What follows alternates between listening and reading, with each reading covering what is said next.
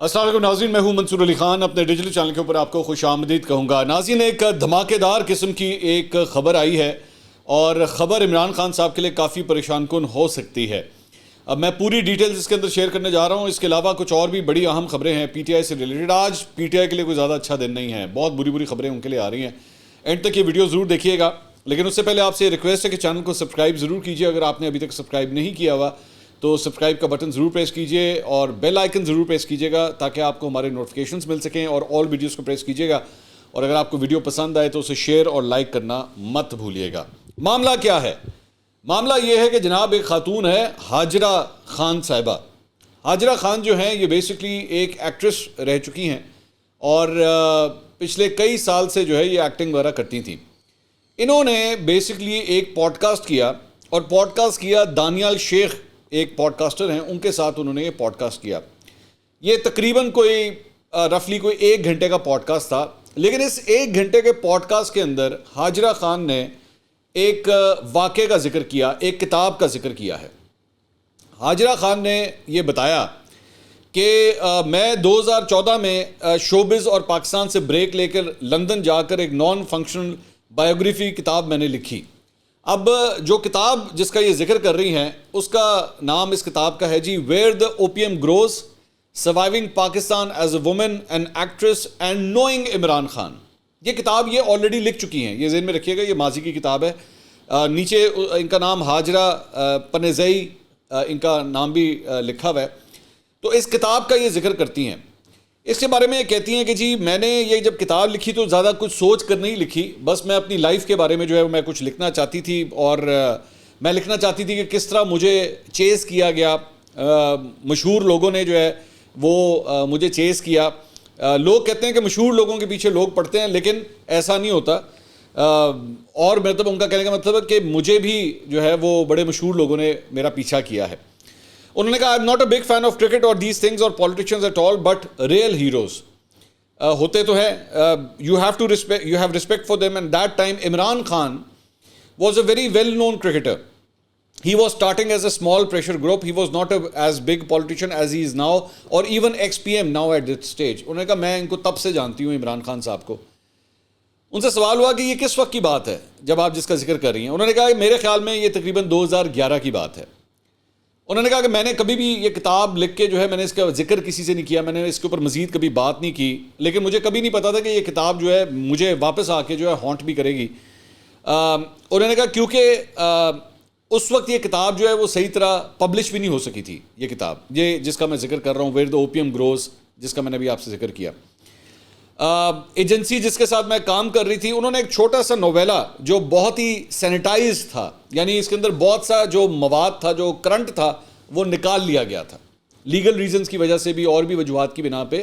انہوں نے کہا کہ اس میں سے نکال لیا گیا تھا، اور میں نے یہ کتاب ایک گوسٹ رائٹر کے تھرو لکھوائی تھی۔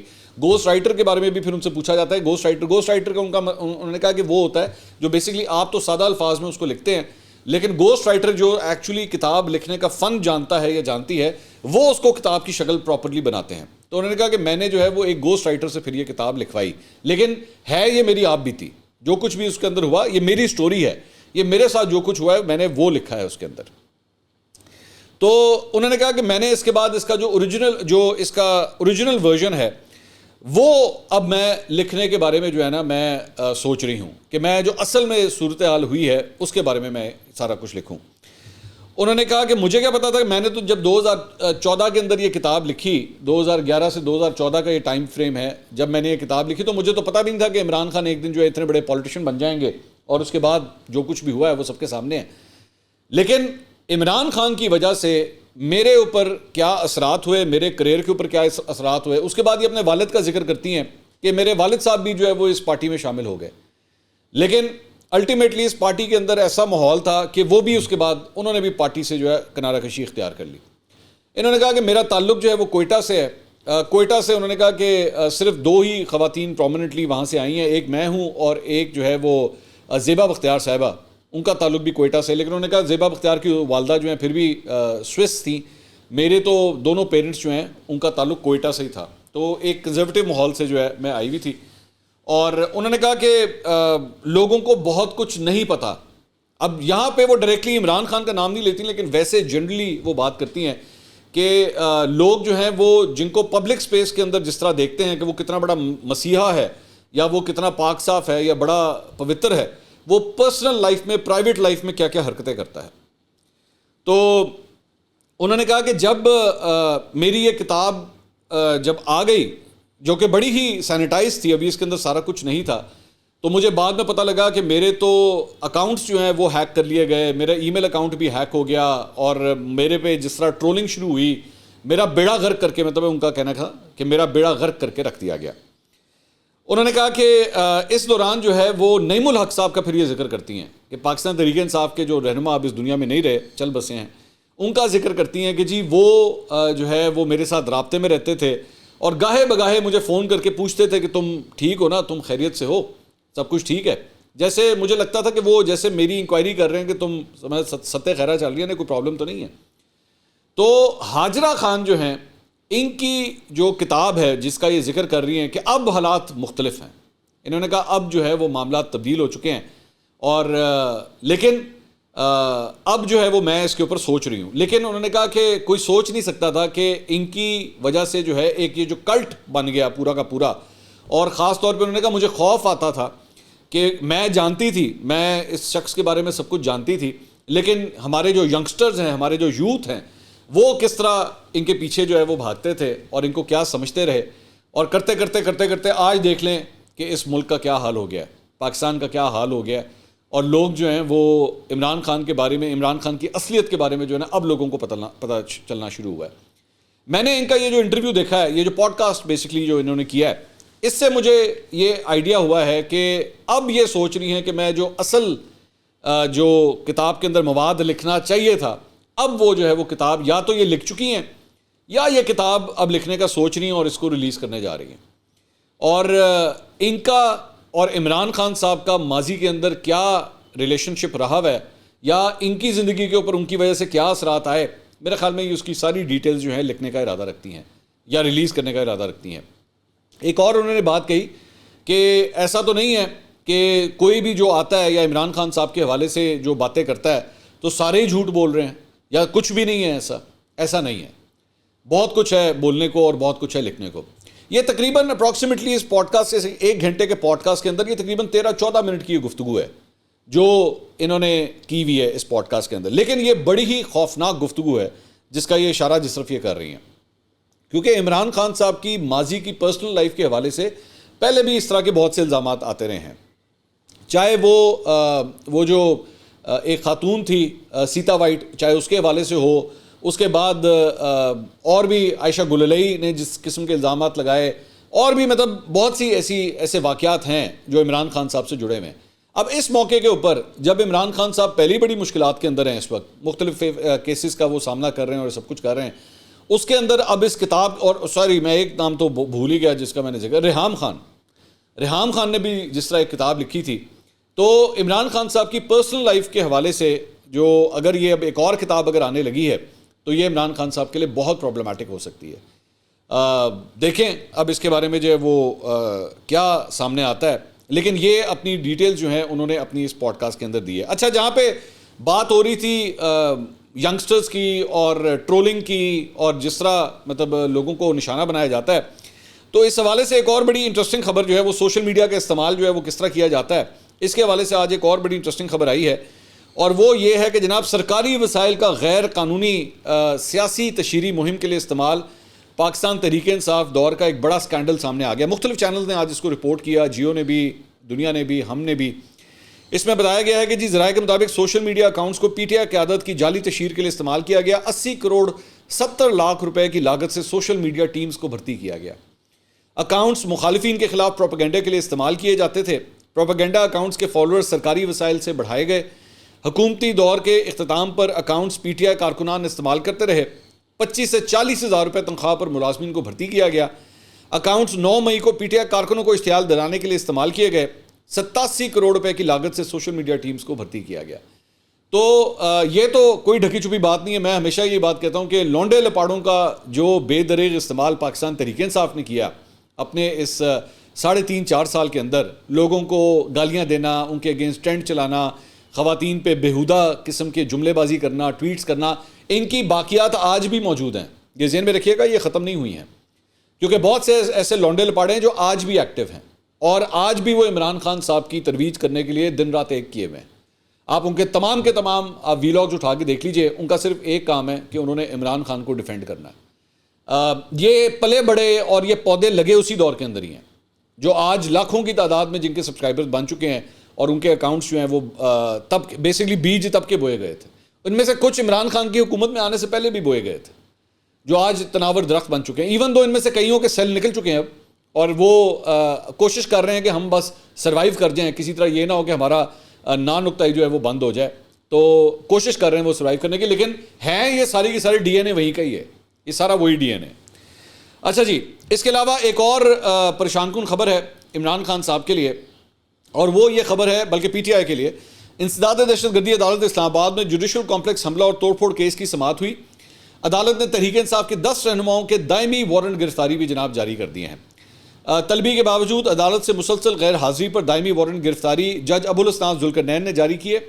جن رہنماؤں کے وارنٹ جاری کیے گئے ہیں ان میں مراد سعید، عمر ایوب خان، علی امین گنڈا پور، شبلی فراز، فروخ حبیب، حماد اظہر، علی نواز اوان، حسان خان نیازی، عمر سلطان اور کرنل عاصم جو ہیں وہ شامل ہیں.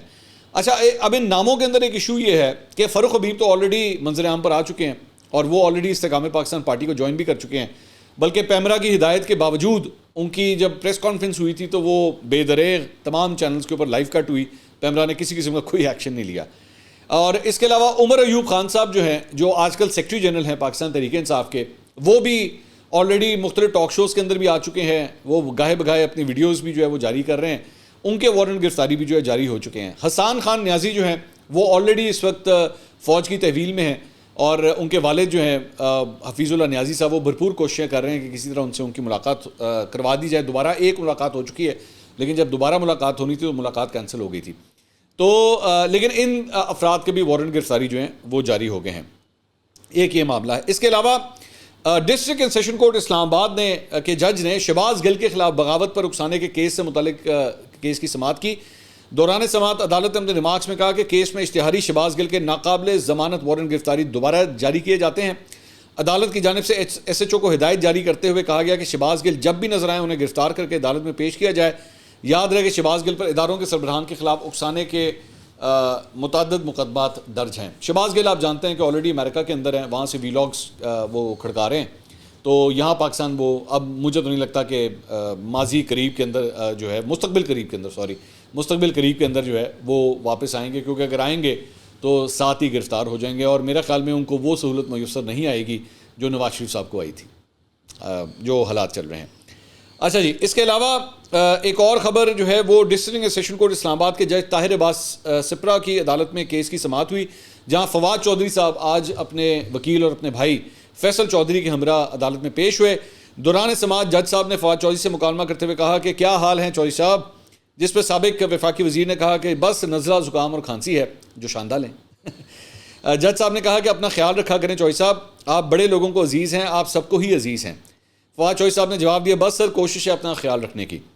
چودھری صاحب نے کہا کہ جی سپریم کورٹ میں فیصلہ آ گیا ہے، کیس ختم ہو گیا ہے، 13 نومبر کو الیکشن کمیشن میں سماعت مقرر ہے.